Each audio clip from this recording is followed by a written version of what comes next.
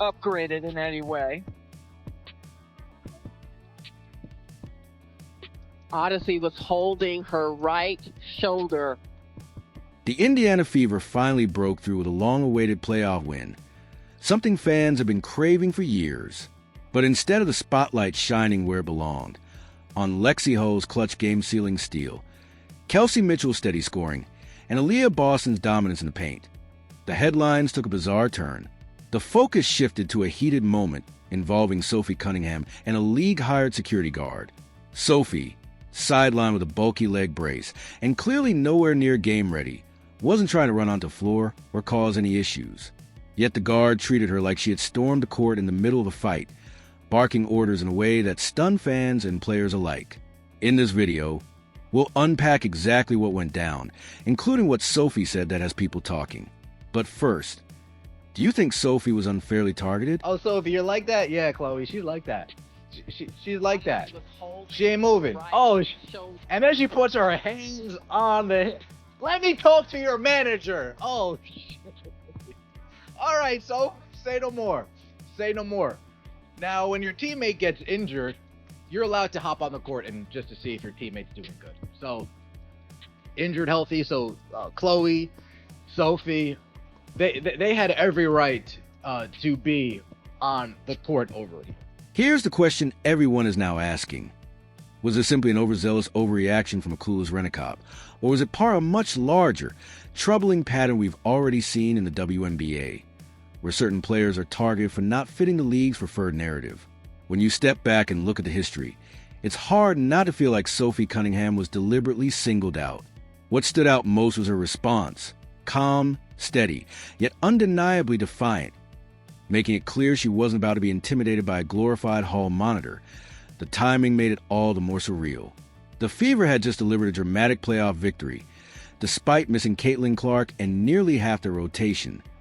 Players like Ari McDonald, Sydney Carlson, Chloe BBY, Dyrus Danas, and Sophie herself.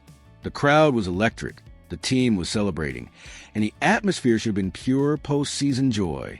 Instead, fans were left with the bizarre sight of Sophie, leg brace and all, standing at midcourt while being aggressively confronted by league security. For no violation, no scuffle, no reason at all. Why in the F is that security guard all up on Sophie Cunningham? And look, I think there is a reason she got up in Sophie's face, and I don't think there was any need to sort of bow up to Sophie like that. I don't think, and to Sophie's credit, she did not back down at all. Think about the optics for a second. Sophie Cunningham, clearly injured, strapped into a bulky leg brace, and unable to sprint even if she wanted, was leaned on by a security guard seemingly determined to escalate a situation that didn't exist. The cameras caught every second. Sophie's face shifted from puzzled to irritated, to that signature Cunningham glare fans know well. It was a look of someone silently asking, "Really? This is what you're doing right now?" And she had every reason to give it. The clip exploded on social media almost instantly. Within minutes, Sophie's Staredown was trending, sparking a wave of outrage. Not because she lost her cool, she didn't, but because fans could see with their own eyes how unnecessary the entire confrontation was. This wasn't rule enforcement.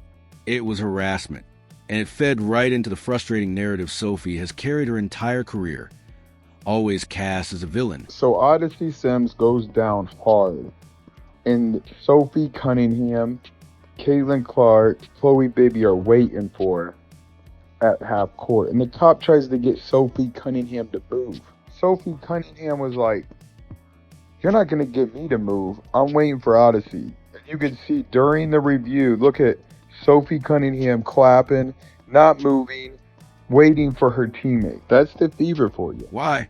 Because Sophie Cunningham doesn't toe the WNBA's party line. She's outspoken. She challenges narratives.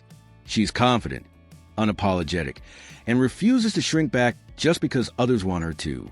And for that, she's been treated differently by rival fan bases, by media voices, and now, apparently, by the league's own staff. This is the same Sophie Cunningham who trends on social media regularly, whose highlights rack up clicks, and whose fan base is among the most passionate in women's basketball. She's good for business. But instead of celebrating that, the WNBA seems determined to cast her as a problem. The backlash online was immediate. Twitter, Instagram, and YouTube lit up with comments. Many argued, Sophie gets treated this way because she doesn't match the league's preferred image. Others pointed to the racial and cultural double standards at play. If Angel Reese or Paige Buchers had been in Sophie's exact position, the narrative would have been flipped. Look at their passion. Look at their leadership. But with Sophie, standing there in a leg brace, suddenly she was framed as an issue. Fans weren't buying it.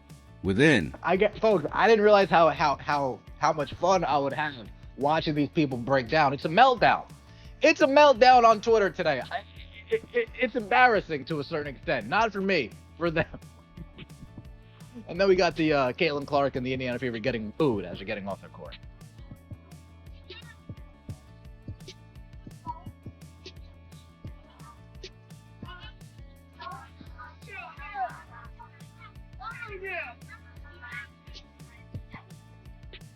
And here's the kicker.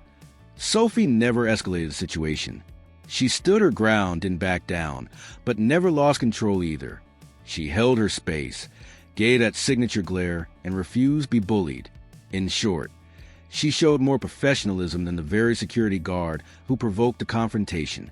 That's why the clip went viral. The drama didn't come from Sophie. It came from the league. And this isn't an isolated case. We've seen similar moments before. Remember when refs felt uncomfortable with Dane Carrington and security had to step in? The league rushed to defend Carrington.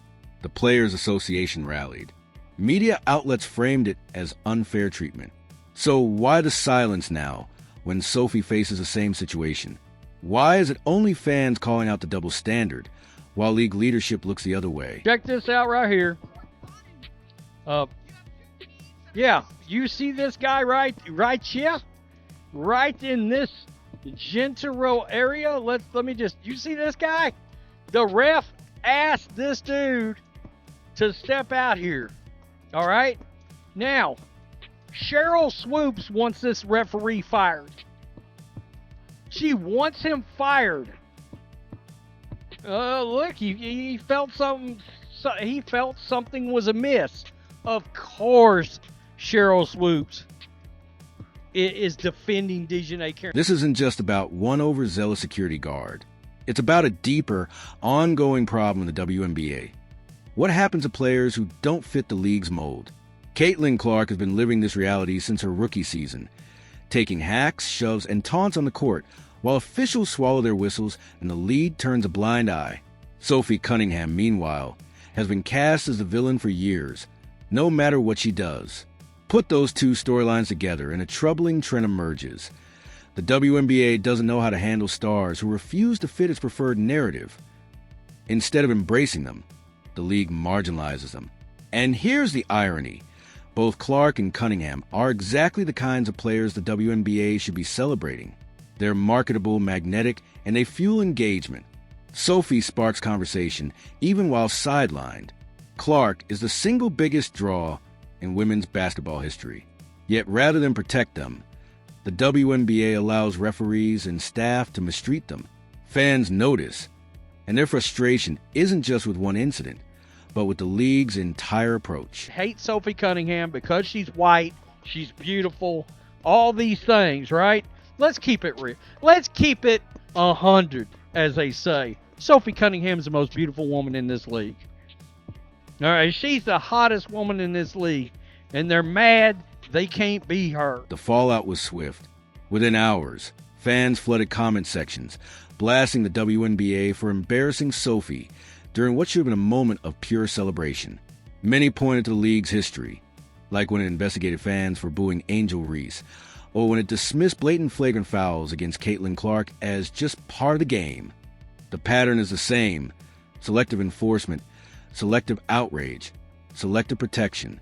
And every time it happens, the league's credibility takes another blow. This isn't just about optics. It's about business. The WNBA keeps insisting it wants growth, respect, and mainstream relevance. But you can't achieve any of that when your biggest headlines are viral clips of your own players being hassled by your own staff. Fans don't tune in to watch their stars silenced or sidelined. They tune in to see basketball played, celebrated, and respected, the very thing the league keeps undermining. I completely underestimated the feelings that I would have watching all of the Indiana Fever haters crash out. All of the Caitlin Clark haters, all of the Sophie Cunningham haters, anything to do with the Indiana Fever, the people that are just so quick to hop on Twitter and say something negative, to hop on media and say something negative, to take credit away. I underestimated how good it feels watching these people crumble. And this is where the story really snowballs. The more fans dissected Sophie's confrontation, the more they started connecting dots. They began pulling together the bigger picture, patterns of double standards, repeated mistreatment, and the league's ongoing failure to protect players like Caitlin Clark and Sophie Cunningham. Suddenly, this wasn't just a viral clip. It became a case study in everything broken about the WNBA's leadership, officiating, and priorities. Here's where things shift from frustrating to downright revealing. Sophie Cunningham isn't just another injured player in sweats on the sideline. She's outspoken, fiery, and unafraid to push back against the league's carefully curated narratives. She doesn't bow to league-approved storylines, doesn't sand down her edges for media comfort, and refuses to play the role of a smiling mascot. She's not Paige Buchers, marketed as the league's chosen heir to Caitlin Clark. She's not Angel Reese, positioned as the controversy machine. Sophie is something the WNBA can't quite box in, and for that, she's been a target for years. Poor Sophie. She got the contraption on. She looks great in a ball cap. Let's just keep it real. We're keeping it 100 here, as the kids say. And here we go. Right here, she's at mid-court, and then Paula Blart, mall cop. What are you doing? Well, I mean, what you doing?